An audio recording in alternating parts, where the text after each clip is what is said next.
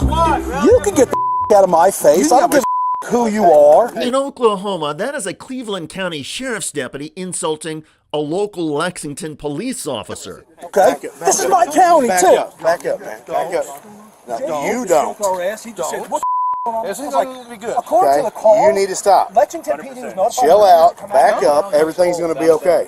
But you need to back up. I get it that you're chief. You can back up. Negative. But this right here ain't what We're not going to be disrespectful here.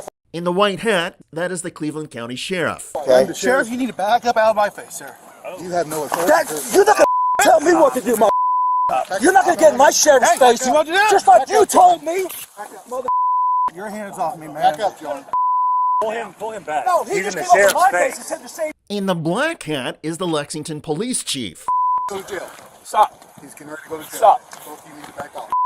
This is our operation. This is our county. This is our operation. This is our county, says the sheriff to the chief. Understand? Oh, yeah. Perfectly clear. Go 10-8. Perfectly clear. Come on. The police are all hat and no cattle, though one cop plans to file a complaint. I want that lieutenant's name so I can put his hands on me. Good thing that was recorded. This hands-on scuffle between Oklahoma law enforcement began when Lexington police pulled over Cleveland County Sheriff Chris Amison going 30 miles per hour over the speed limit. The sheriff was in an unmarked car Hello. with no lights or sirens. Amison, I'm going to SWAT call out. Okay, sir, this could you do an 85 and a 55? I was going. Going where? Call out. Where we going? SWAT call out right over here. I didn't know we had one. I didn't know we had a SWAT call, said the police officer. We have an armed guy barricaded in the house. Used to be a police officer. And Where at? right down here on.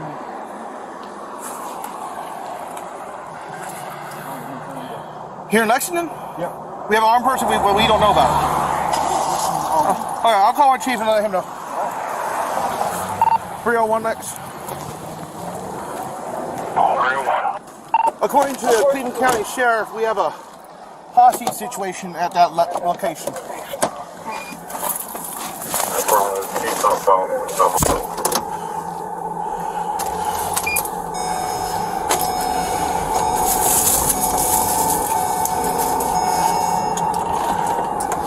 The police officer heads to the hostage situation.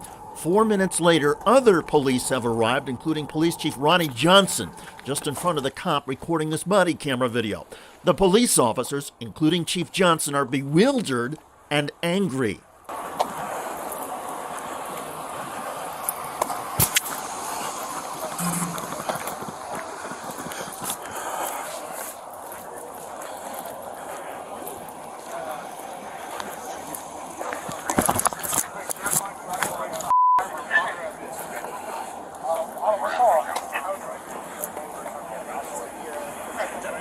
Tell me what the is going on. Tom right here. Where's Captain Tom? Captain Hawk. Yeah. Where's Command? Excuse me, sir. What's going on here? We realized that I'd like to know what's going on in my own city. We would have notified you, sir.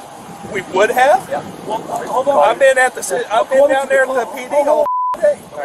According to the call, it says Lexington was notified. They refused to respond according to our call. That sheriff's lieutenant said Lexington police were notified and did not respond. Okay, I don't know who the said that. First of all, sir, I know you're the chief. You're not going to talk to me like that. I'm just telling you what the call says. I don't appreciate all of this going on and nobody notified me thing about it. Okay. Okay. I'm sorry, what's your name? If you want, later. Sir, He's a lieutenant. I am too. That's right.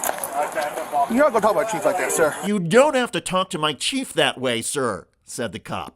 That's not going to happen. You can get the out of my face. I don't give a who you are. You know what I said. Okay? This is my county, Back too. up, back up, man. Back up. No, you don't. He just said, what's This is going to be good. according to the call, You need to stop. Lexington PD was notified. Chill out, back up, everything's going to be okay. But you need to back up. I get it that you're chief. You can back up.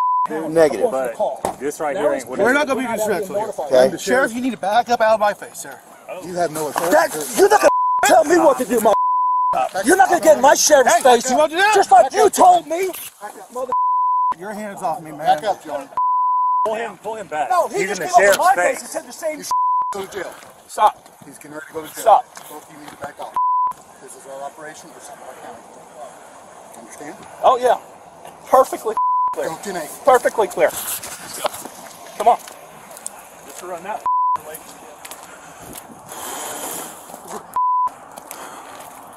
I want that lieutenant's name so I can put his hands on me. The SWAT situation itself apparently ended peacefully.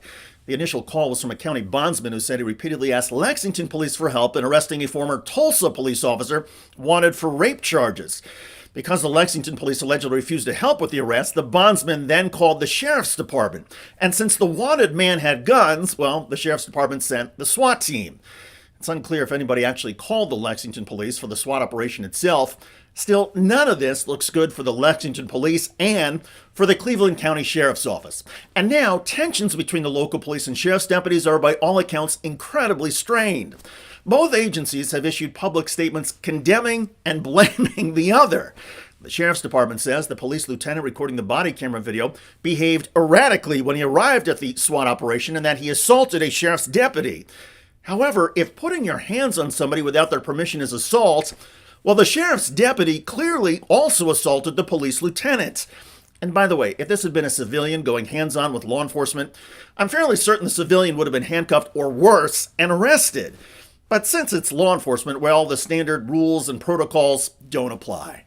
And by the way, if flying off the handle is how law enforcement agency officers treat each other, imagine how the cops and sheriff's deputies treat the public.